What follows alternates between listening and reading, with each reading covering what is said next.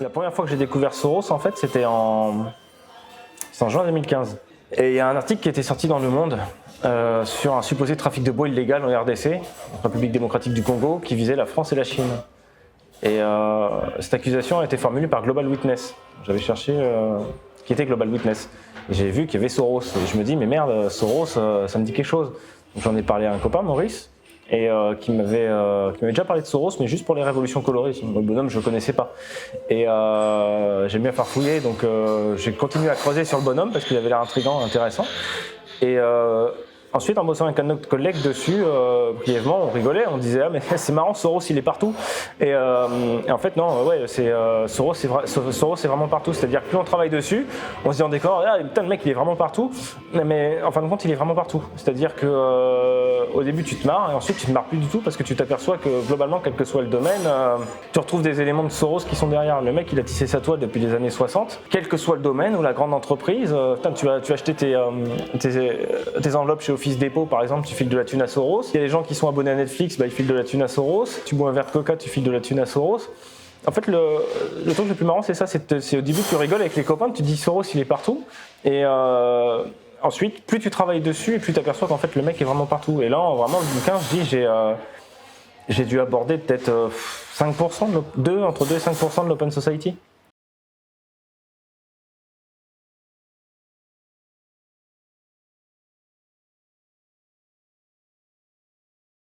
Bonjour à tous, donc je vous présente Soros l'Impérial que je sors aux éditions Perspective Libre sur un personnage sur lequel je travaille depuis quelques années qui s'appelle George Soros, que tout le monde connaît mais dont en fin de compte on ne connaît pas grand chose.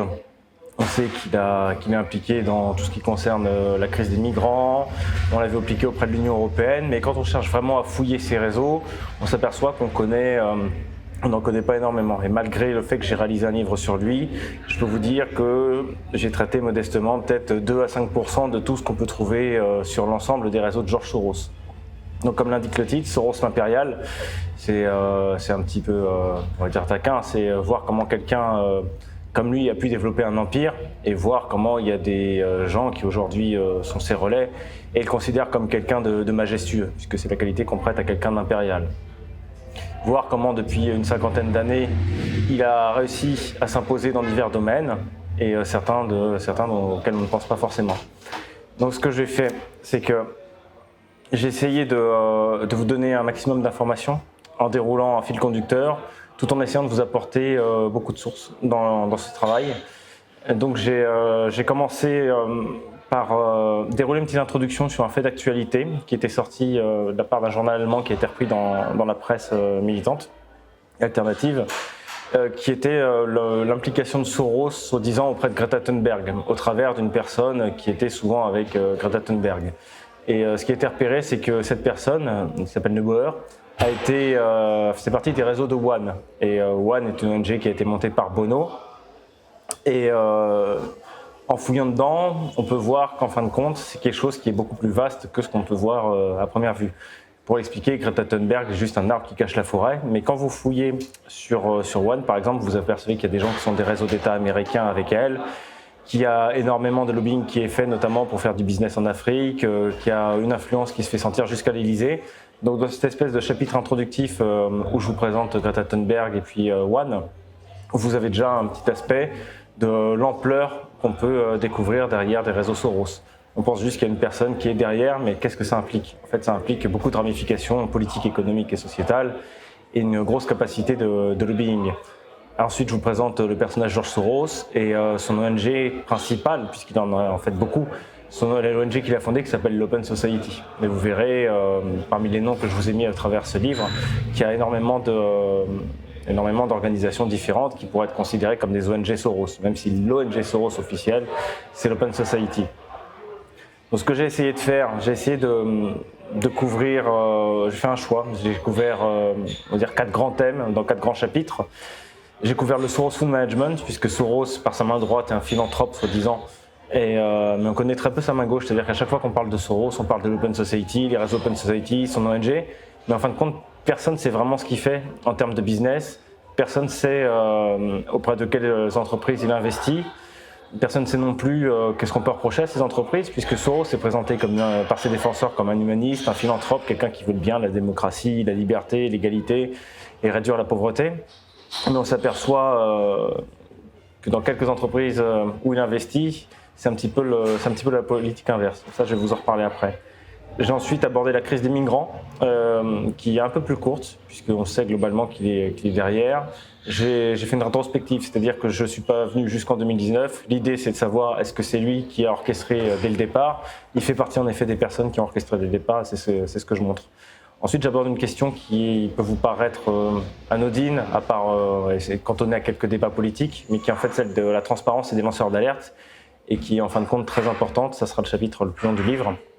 Et en dernier lieu, j'aborde dans un chapitre qui est aussi un peu plus court, un peu comme la crise des migrants, ce qui concerne la révolution colorée. On sait globalement que Soros est derrière beaucoup de révolutions colorées, ou du moins que ses réseaux ont orchestré beaucoup de révolutions colorées. Donc ça, vous pourrez le voir. Ensuite, je vous mets un petit bonus. C'est en fait une liste d'ONG africaines que j'ai cartographiées, qui sont liées au réseau Soros, puisque Soros en Afrique a développé plusieurs ONG régionales, à l'est, en Afrique australe et à l'ouest. Donc j'ai cartographié à peu près 200 ONG de différents thèmes, comme ça vous aurez des noms si vous voulez faire des recherches. Mais on peut le voir, au début je voulais appeler ça l'œil de Soros sur les conseils d'un copain, en référence à l'œil de Sauron, c'est-à-dire l'œil qui voit presque tout. Donc vous pouvez le prendre pour filer la métaphore avec le Seigneur des Anneaux, un peu comme Bilbo le Hobbit par rapport au Seigneur des Anneaux, c'est-à-dire que vous aurez dans ce livre beaucoup de noms, vous aurez beaucoup d'organisations, beaucoup de personnages, mais ensuite ça pourrait être une base zéro si jamais vous souhaitez pénétrer plus en avant dans l'univers de Soros où il y a des milliers, des dizaines de milliers de personnes et de noms, et ça sera votre Seigneur des Anneaux, c'est-à-dire qu'il y a une somme à construire sur ce bonhomme et sur ses réseaux qui est pas du tout faisable en un seul livre. Voilà. Sur le Soros Food Management, qu'est-ce que j'ai abordé ? J'ai abordé plusieurs thèmes. Je me suis appuyé sur un site que j'avais trouvé depuis 2015-2016 qui s'appelle albillionnaire.me, mais aussi d'autres sites tels Go Focus ou autres qui donnent le portefeuille de Soros. Albillionnaire, c'est bien puisque ça donne la répartition par thématique avec le pourcentage dans les boîtes où Soros investit. Et on peut retracer ensuite l'historique en revenant un petit peu en arrière. S'il investit dans une boîte, on peut voir depuis quand il investit dans cette boîte, les parts qu'il a acquises, les parts qu'il a revendues, quand il les a revendues. C'est intéressant de voir comment quelqu'un qui se dit philanthrope, par exemple, dit « Allez, j'investis dans telle boîte », mais en fait, ça correspond à un moment où la boîte fait du pognon. Donc la philanthropie, c'est juste en fait une opportunité business. Je vous ai donné des exemples de santé, avec des noms que vous verrez sur le PowerPoint qui sera retranscrit. Donc il y a Teva, Endo, Valeant, la Medicines Alliance, Pfizer, Acorn, Celgene, et il y a également le business du plasma sanguin qui est assez intéressant. Vous verrez que Soros investit dans des boîtes qui ont déjà été embêtées pour corruption, qui ne sont pas très éthiques, c'est-à-dire qui ont contribué à faire énormément gonfler le prix des médicaments. Là où Soros ensuite va se mettre avec la Medicines Alliance en disant qu'il faut que les plus pauvres puissent avoir accès aux médicaments. C'est en fait un double jeu, c'est un double discours qui n'a jamais été mis en lumière. Et dans d'autres parties du chapitre, je mets aussi en lumière non seulement ce double discours, mais comment il fait un peu de ping-pong entre le Soros Food Management et l'Open Society. C'est ce que je montre par exemple après avec la consommation domestique, c'est-à-dire qu'il investit chez Coca-Cola et McDonald's, et à côté, il va dire que avec l'Open Society, il va dire mais les gens devraient avoir accès aux médicaments contre le diabète. Sachant que dans la santé, il investit aussi dans des boîtes qui proposent des médicaments qui cherchent à lutter contre le diabète. Je parle un peu de l'agribusiness avec la boîte Adéco Agro, avec ce que ça a entraîné notamment sur les paysans, les conséquences que ça a eu sur les expropriations.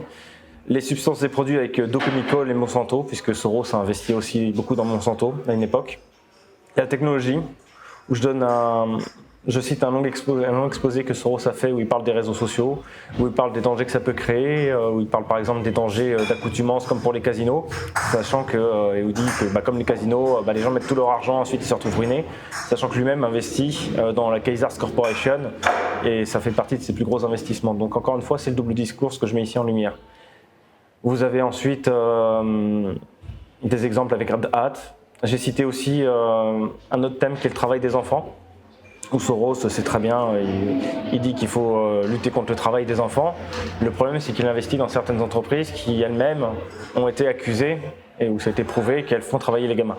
Donc je vous ai cité Hershey, Philip Morris, Apple, Samsung et bien évidemment Disney.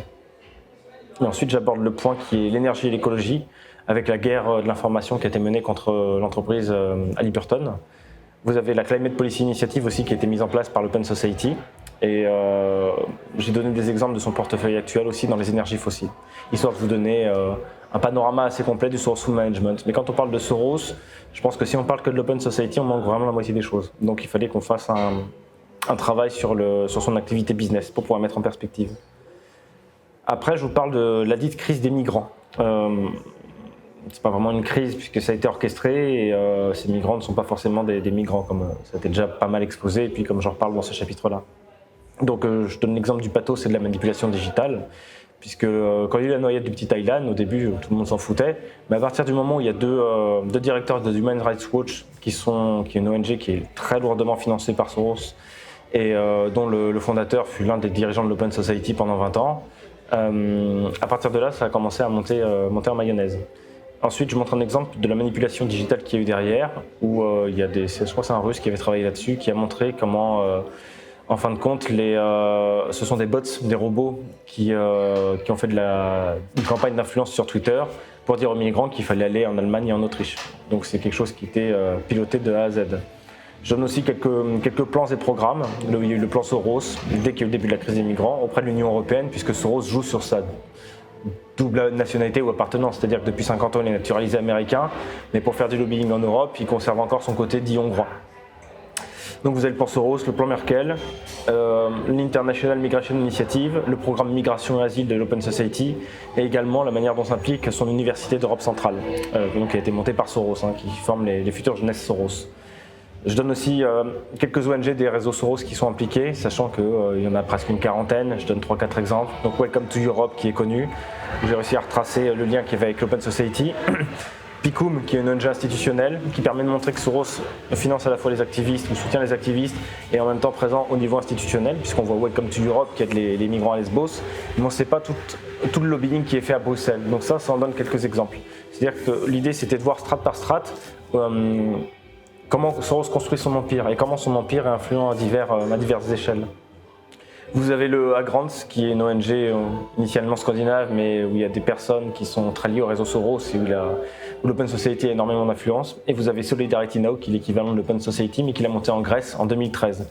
Ce qui est important, c'est de voir les concordances de date aussi. C'est-à-dire que c'est monté en 2013, la crise des migrants, ça arrive en 2015. Le PICUM, dont j'ai parlé juste avant, il commence à financer en 2014. Avant, il ne l'a jamais financé depuis 1999 et la crise des migrants arrive en 2015. Donc petit à petit, il avance ses pions comme ça.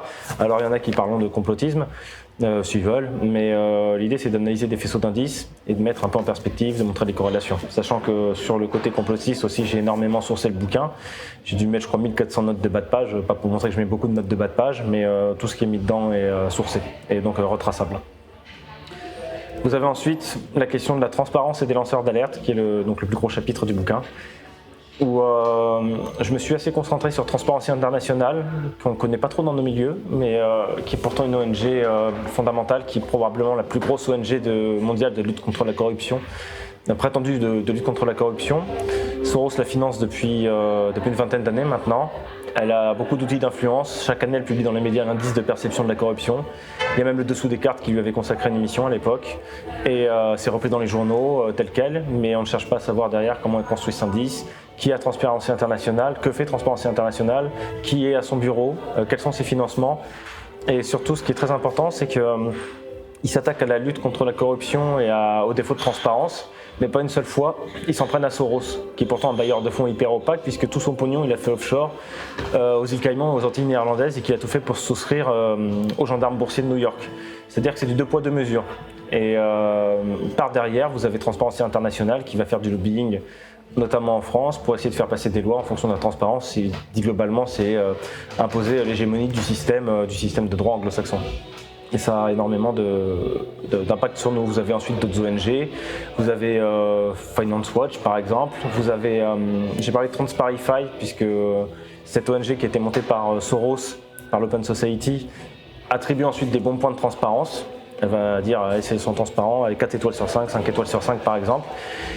Et derrière, en fait, c'est Soros qui donne des bons points à ses potes, si vous voulez. Mais ensuite, ces potes-là vont mettre en avant le fait qu'ils étaient reconnus comme des gens transparents de la part de quelqu'un qui est en fait complètement opaque.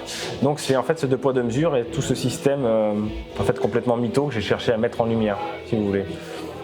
Donc la prochaine fois que vous voudrez vous la péter dans les dîners mondains quand on vous parlera de l'indice de perception de la corruption de Transparency International, de vous dire comme c'est bien qu'ils sont transparents, vous aurez a priori avec ce bouquin quelques éléments pour leur balancer des crottes de nez. Donc j'ai mis d'autres, j'ai mis la Financial Transparency Coalition, Accountable No, Alter EU, donc qui travaille avec l'Union Européenne, qui demande la transparence dans l'Union Européenne et qui, en fait, qui est aussi une ONG des réseaux Soros. Donc encore une fois, c'est deux poids deux mesures et j'ai parlé aussi de l'ONG Anticor qui est assez connue, il y aura quelques éléments là-dessus. Donc j'ai mis en avant un peu comme les inconnus font avec le bon et le mauvais chasseur, vous aurez le bon et le mauvais lanceur d'alerte. C'est-à-dire quand Wikileaks attaque par exemple les Clinton, quand Julian Assange a fait fuiter énormément de documents très gênants pour les Clinton, vous verrez que l'Open Society n'a jamais rien relayé puisque Soros est un bailleur de fonds des Clinton. Ils ont relayé plus Snowden, mais dès que Assange s'est attaqué au protégé de Soros, Soros a passé ça sous le tapis. Donc je mentionne aussi les Panama Papers et les Paradise Papers, qui sont considérés évidemment comme des gentils, sachant que vous le savez peut-être, mais ils sont financés notamment par l'Open Society. Je donne le cas d'Areva au Niger, en exposant la guerre de l'information qu'il y a eu contre cette entreprise. Encore une fois, c'est pas une question de bien ou de mal, c'est une question de voir pourquoi des intérêts sont attaqués, qui est derrière et quels intérêts ils peuvent avoir à essayer de taper un acteur pour le remplacer. Je donne aussi des exemples de William Bourdon, qui est un avocat très connu en France, et de son ONG Sherpa. Bourdon, c'est pour moi un peu le Soros français. Il a défendu Soros, il fait à peu près le même travail que Soros en France, qui peut aussi peut-être expliquer pourquoi il n'y a pas de bureau de l'Open Society qui est ouvert dans notre pays. Je donne l'exemple de la Côte d'Ivoire, je donne l'exemple de la plateforme pour la protection des lanceurs d'alerte en Afrique, qui a été montée notamment par William Bourdon. Et en fait, en regardant, je remonte à l'époque où elle a été fondée, et en regardant quelles sont les organisations qui la financent et quelles sont les personnalités qui en font partie, vous voyez qu'il y en a au moins pour 80% des réseaux Soros. Donc pareil, vous verrez aussi dans ce bouquin que des entreprises, des ONG qu'on présente comme indépendantes, déjà indépendantes de qui, de quoi, c'est à définir. Et ensuite, quand vous fouillez un petit peu, vous regardez de quelle organisation font partie les personnes, quel est leur passé, quel est leur background et tout ça, et vous vous apercevrez qu'en fin de compte, cette espèce d'apparente diversité appartient à un seul et même empire qui est celui de l'Open Society et de George Soros. Je donne aussi d'autres exemples, mais vous les verrez sur le PowerPoint et dans le bouquin si vous souhaitez le lire. Et en dernier lieu, j'aborde le côté des révolutions colorées, qui est très connu aujourd'hui. Je fais pas d'inventaire à l'après-vert dedans, hein, je donne quelques exemples. Je reviens surtout sur Edouard Bernays, les techniques de manipulation d'Edouard Bernays au départ, puisque c'est un petit peu le père de ce qu'on appelle l'ingénierie du consentement et l'ingénierie sociale. Je reviens ensuite sur Kurt Lewin et Frank Kitson, c'est-à-dire le fondateur de la dynamique des groupes et de la psychologie sociale, et globalement de la manipulation de groupes. Et Frank Kitson, qui est celui qui a mis au point les opérations sous faux drapeau moderne, qui ont permis ensuite de faciliter les révolutions colorées, puisqu'on a permis dedans. Il a donné par exemple l'impression qu'il a permis de mettre au point des techniques qui donnent l'impression qu'il y a des mouvements de contestation qui sont parfaitement légitimes, alors qu'en fait ils auront fait naître de la contestation au sein de groupes qui ont été artificiellement créés. Une contestation qui peut aussi exister, hein. C'est-à-dire que vous voyez par exemple les Gilets jaunes, il suffit qu'il y ait un groupe à la Kitson à l'intérieur des Gilets jaunes qui prennent petit à petit le contrôle médiatique de la chose, qui ait de plus en plus d'influence, et puis vous arriverez à une espèce de révolution colorée qu'on ne pense pas spontanée et voulue par les Gilets jaunes, alors qu'en fait elle aurait été téléguidée, pilotée de l'extérieur ou reprise en main par l'extérieur. C'est des méthodes qui ont été avérées, qui ont été qui ont marché, qui ont fonctionné depuis cette époque-là. J'ai ensuite des exemples de Gene Sharp et de la révolution non violente. Vous verrez des exemples du manuel qui sont dedans. C'est ce qu'on retrouve dans la plupart des révolutions colorées, c'est-à-dire des méthodes d'action qui sont censées paralyser un État, se servir aussi de l'influence médiatique et des caisses de résonance médiatique pour ensuite prendre le pouvoir et organiser un coup d'État qui soit par exemple non violent. Ça a été le cas avec le coup d'État soutenu par Soros en Géorgie en 2003 par exemple. Donc c'est pour ça que je parle à un moment des premiers pas. Je donne l'exemple de l'ex-Yougoslavie contre Milosevic, je donne l'exemple de Tudjman en Croatie, de la Géorgie, de l'Ukraine 2004, du Kirghizistan. Je crois que je cite ces quelques exemples. Et je m'arrête un peu sur l'Ukraine de 2014, tout simplement parce que Soros a dit lui-même sur CNN, tout fier de lui, c'est bien ces ONG qui avaient orchestré la déstabilisation, qu'elles avaient joué un rôle dans le coup d'État. Mais aussi parce qu'il y a des documents qui ont été piratés et qui montrent comment des ONG se sont rassemblées en Ukraine dans une espèce de grande réunion où elles disaient qu'elles devaient avoir une activité de 5e colonne telle qu'elle. Et comment ces ONG, quand encore une fois on retrace ce qui est derrière, quels sont les protagonistes, on s'aperçoit qu'elles appartiennent en fin de compte au même empire. Et je fais une petite étude de cas pour finir sur la République démocratique du Congo, puisque c'est un pays qui représente d'énormes enjeux, puisque c'est globalement, en termes de sous-sol, le pays le plus riche d'Afrique, avec tous les minerais, et c'est un des pays voire le pays le plus grand d'Afrique, donc il y a énormément d'enjeux dessus. Depuis Kabila a quitté le pouvoir, a priori il arrive globalement à contrôler la personne qui a pris le pouvoir, mais il y a aussi beaucoup d'implications des ONG Soros, pas que, puisqu'il y a aussi beaucoup d'autres personnes. Et ce qui sera à retenir aussi de ce livre, je le répète plusieurs fois dedans, c'est que je vous donne l'exemple de Soros, mais il y a d'autres personnages qui sont à cartographier. Vous avez la fondation Gates, la fondation Hawke, la fondation Hewlett, la fondation Packard, vous avez énormément d'acteurs. Donc ce que j'explique, c'est aussi que là j'écris un livre sur Soros, mais c'est pas pour ça qu'il faut se focaliser que sur Soros, tout comme quand on parle de l'Open Society ou des migrants, faut pas se focaliser que sur l'Open Society et dire Soros c'est des migrants. Il y a énormément d'autres choses. Il ne faut pas se laisser cacher ou aveugler puisque c'est quelque chose qui est anxiogène et que ça permet de passer sous le boisseau d'autres informations très importantes sur le bonhomme. En dernier lieu, donc, le petit bonus que je vous ai mis, c'est un bonus, mais il date de fin 2016 quand j'avais monté mon site Soros Connection, où j'avais cartographié en premier article près de 200 ONG des réseaux Soros en Afrique. Pour vous montrer, c'est énorme, c'est-à-dire que vous avez une seule ONG au départ, mais dans son réseau, elle a plus de 200 ONG dans les branches Est, Australe et puis Ouest de l'Afrique, sachant que j'ai exclu la branche sud-africaine, puisque l'Open Society a une branche en Afrique du Sud. Ce que je souhaitais voir, c'était dans quel pays il est actif ailleurs, avec des branches régionales. Voilà, je vous souhaite une bonne lecture, en espérant que le livre vous intéressera. Si vous souhaitez vous procurer les ouvrages mentionnés dans cette vidéo, rendez-vous dans les liens en description.